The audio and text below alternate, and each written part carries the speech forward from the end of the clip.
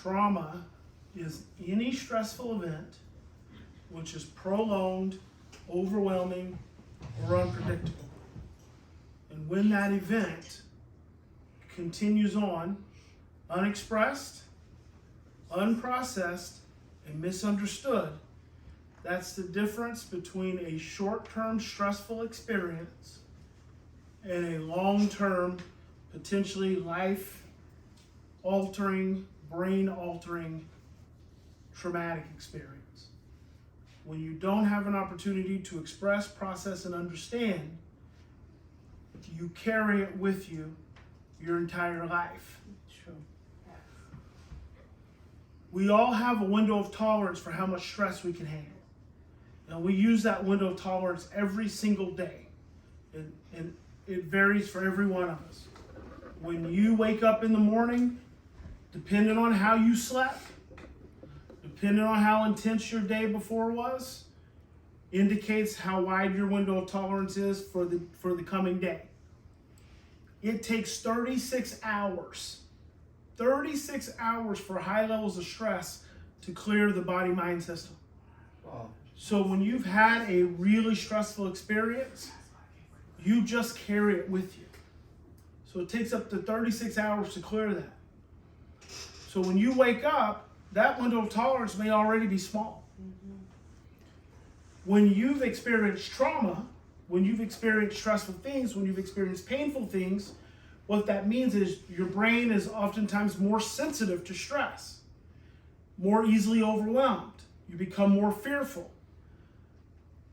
Your window of tolerance is going to get smaller a lot faster. So the kids we work with, the parents we work with, all of us have experienced trauma on some level. All of us. Just having lived through the last 2 years, you just lived through trauma on a cultural scale, on a social scale. Yeah. So that is trauma on a macro level. Prior to that, there were other macro experiences. There's war, World Trade Center. You know, there was what was the virus before COVID? There was some virus before H1N1, I think. H1N1 was one, swine flu. Yeah, I mean these are macro level traumatic events. But there's none of us that hasn't experienced trauma. Sure. And even if you think you've lived in the most ideal environment, emotional absence and parental depression is one of the most pervasive. You have parents that could just be hardworking people. Because they are hardworking, they are stressed. Because they are stressed, they can be emotionally absent. Stress lends itself to emotional absence. Many of us grew up in homes with hardworking parents that provided and put roofs over our heads and clothes on our backs, but they weren't emotionally present because they were tired. They were tired. And they grew up the way they grew up. And you just grow up thinking that that's normal. It is an absence of emotional presence. An absence of emotional presence is the same physiology of living in an environment of stress. It's no different than having an alcoholic parent. Having an alcoholic parent is no different than having a depressed parent, is no different than living in domestic violence. It's all different continuums of stress. And a lot of times, you don't even know it. You're just living in the experience. That window of tolerance is variable.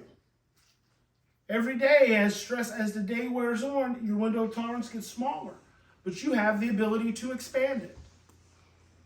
Every interaction you have is utilizing your window of tolerance, but you have the ability to expand your window of tolerance. The way you expand your window of tolerance is by growing your awareness of yourself, by growing your awareness of who you are, your mindfulness, becoming more aware of who you are in the moment, and working through your own pain. Working through your own pain, working through your own traumas, expressing, processing, and understanding. By and large, the traumas you've experienced, even though you might not even call them traumas, they could have just been really stressful experiences. That, guess what? you didn't even define as stressful because everyone else around you may not have defined them as stressful, much less traumatic. But you still carry those experiences with you to this day because you didn't get a chance to express, process, and understand. Sure. That what I shared with you this morning about being that little boy scared and racked with anxiety and fear, I never had an opportunity to express, process, and understand that. I mean, I can think as a grown man to this day, I am more vigilant to looking up at night and looking at the door just to see if there's anyone there. I'm 49 years old now. And I don't think about that consciously. That's unconscious. And it comes from that 9-year-old little boy, that 10-year-old little boy.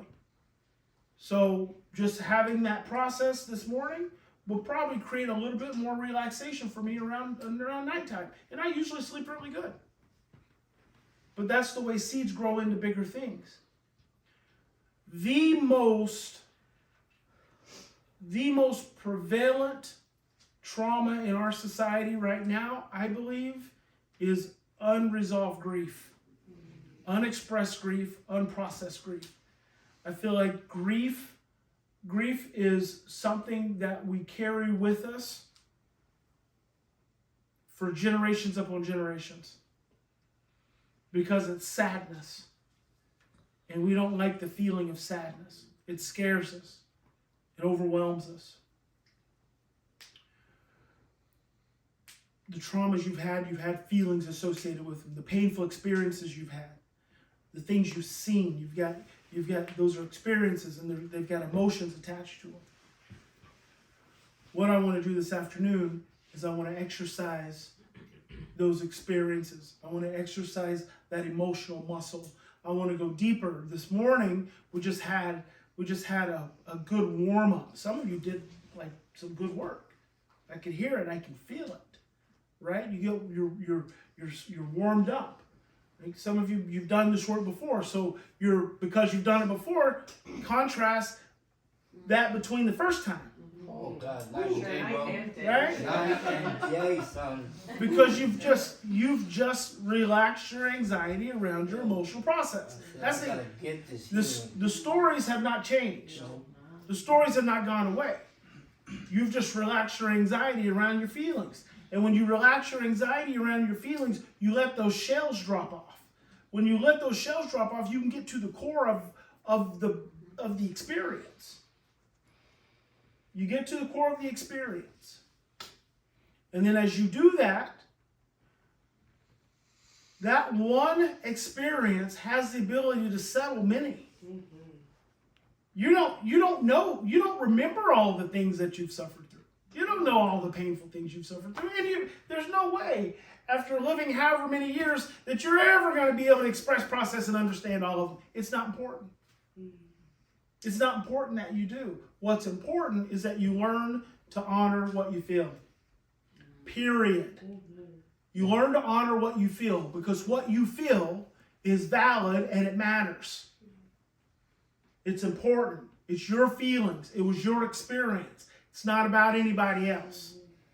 It's not about anyone else's experience. It's not about making anyone feel bad. Someone inevitably is going to say, well, I don't want to say anything bad about that person. That person ain't here. That person don't care. This is your experience. Someone undoubtedly is going to say, well, I gave that all up to the Lord. Oh, wow. I call that spiritual bypass. Just pass it on to Jesus. No, Jesus put you in this moment right now to be able to have your feelings. Express, process, and understand. Mm-hmm.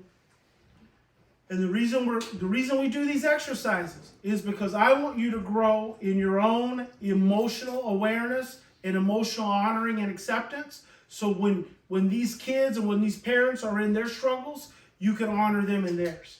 You can encourage them. It's the same process.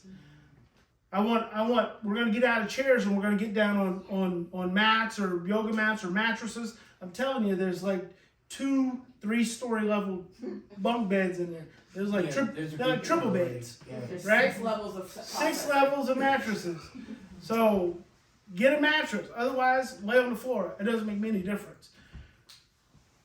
But the reason we're going to do mattresses is because it's going to put you in a more vulnerable position. Yeah, because you relax. I'm putting you in a more vulnerable position.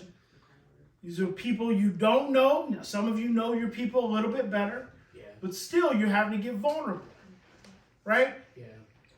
Why is it okay for us to ask our families to be vulnerable when we show up in their lives and in their homes, but we don't get vulnerable ourselves?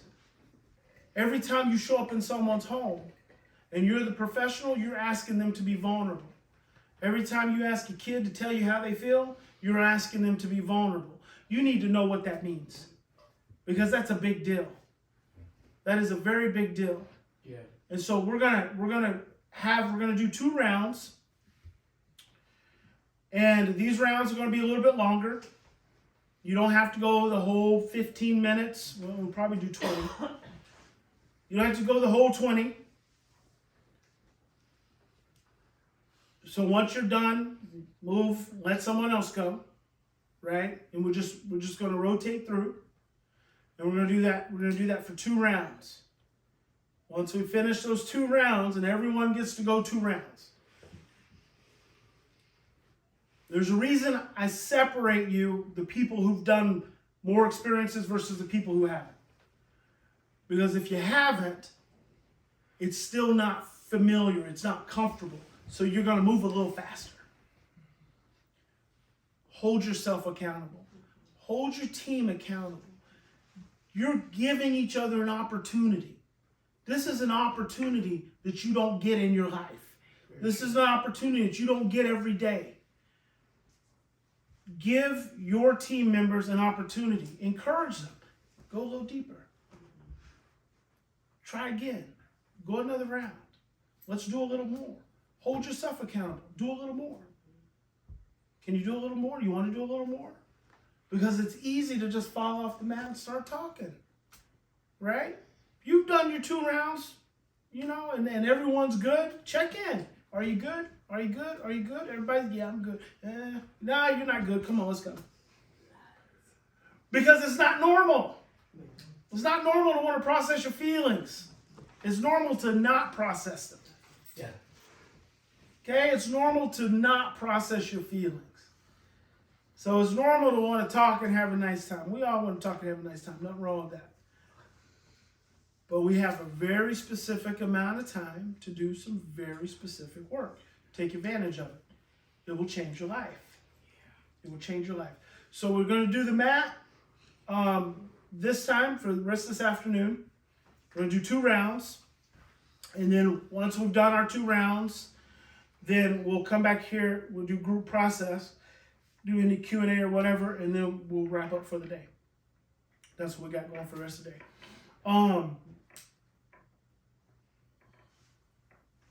going to model again on the mats what that looks like, and I'm going to encourage you to go deeper.